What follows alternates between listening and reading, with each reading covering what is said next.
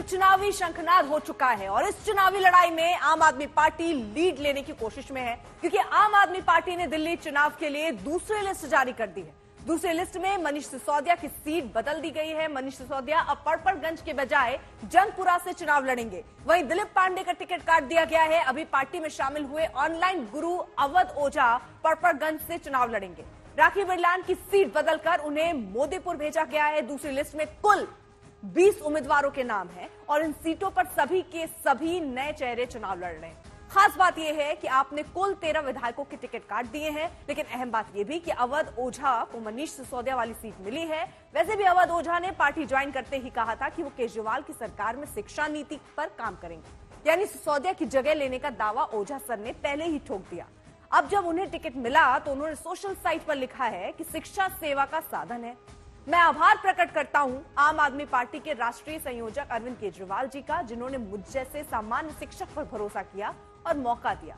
पड़पड़गंज से सिसोदिया जी का शिक्षा संकल्प जारी रहेगा। भाई मनीष सिसोदिया जी का शिक्षा के प्रति अतुलनीय योगदान है। उनकी शिक्षा यात्रा को आगे बढ़ा सकूं, मैं अपना सब कुछ न्यौछावर करने को तैयार हूं। वहीं आपकी दूसरी लिस्ट में क्या क्या नाम है और उसके क्या मायने हैं, ये हमारे संवाददाता कुमार कुणाल से समझने की कोशिश करते हैं।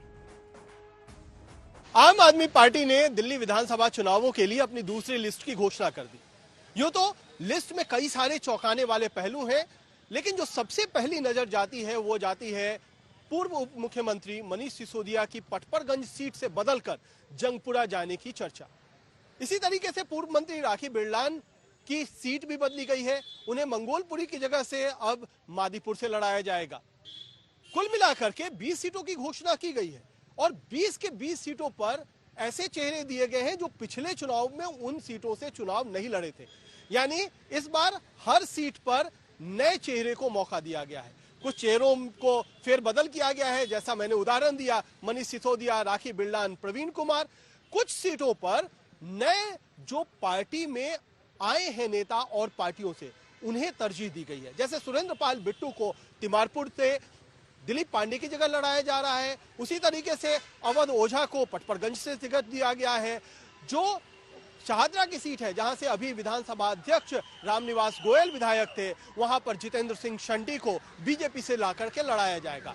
कई सारे एमसीडी के नेता हैं, उन्हें भी टिकट में तरजीह दी गई है। जैसे मुकेश गोयल जो पहले पुराने कांग्रेसी थे, अभी आम आदमी पार्टी के एमसीडी में सदन के नेता हैं, उन्हें आदर्श नगर से टिकट दिया गया है। इसी तरीके से कुलदीप कुमार को टिकट दिया गया है देवली से, और भी कई सारे काउंसलर्स हैं जिन्हें आगे बढ़ाया गया है। तो कोशिश ये की गई है अरविंद केजरीवाल की तरफ से कि एंटी इनकम्बेंसी का काट निकाला जाए। पहले तो चेहरों को बदल दिया जाए, जिससे जिन चेहरों के खिलाफ, जिन विधायकों के खिलाफ नाराजगी है, उनका खामियाजा पार्टी को चुनाव नतीजों के वक्त नहीं भुगतना पड़े। तो कुल मिलाकर 31 उम्मीदवारों की लिस्ट पहली और दूसरी सूची मिलाकर के आ चुकी है। यानी 40 से 45% उम्मीदवार आम आदमी पार्टी ने घोषित कर दिए हैं। कांग्रेस और बीजेपी अभी भी किसी भी उम्मीदवार का ऐलान नहीं की है। तो कोशिश अरविंद केजरीवाल की यहां भी कि उनसे इस मामले में आगे निकला जाए और तैयारी पहले शुरू कर दी जाए।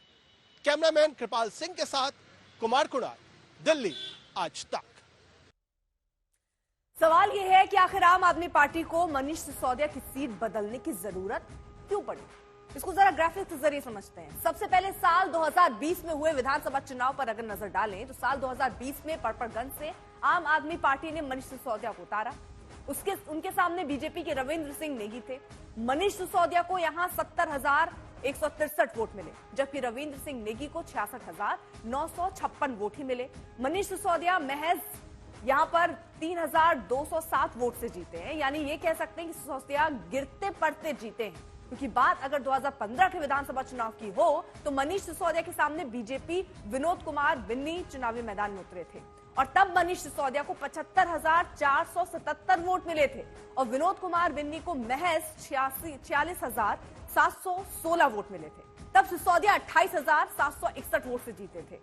तब उनकी जीत बहुत बड़ी थी, लेकिन अब हालात और माहौल दोनों पहले जैसे नहीं है। सिसोदिया पर शराब घोटाले के आरोप है और आम आदमी पार्टी नहीं चाहती कि उसका असर सिसोदिया की सीट पर हो, इसलिए नए चेहरे पर दांव खेला गया। मनीष सिसोदिया को पड़पड़गंज के बजाय जंगपुरा से चुनावी मैदान में उतारा गया तो बीजेपी ने सिसोदिया को धर लिया। सोशल साइट पर दिल्ली बीजेपी की ओर से एक पोस्टर जारी किया गया है। ये पोस्टर जो आप देख रहे हैं इसमें सिसोदिया को पड़पड़गंज का भगौड़ा कहा गया है। ये पोस्टर देखिए जो बीजेपी की तरफ से जारी किया गया, जिसमें पड़पड़गंज का भगौड़ा मनीष सिसोदिया को कहा गया और शराब मंत्री तक बताया गया।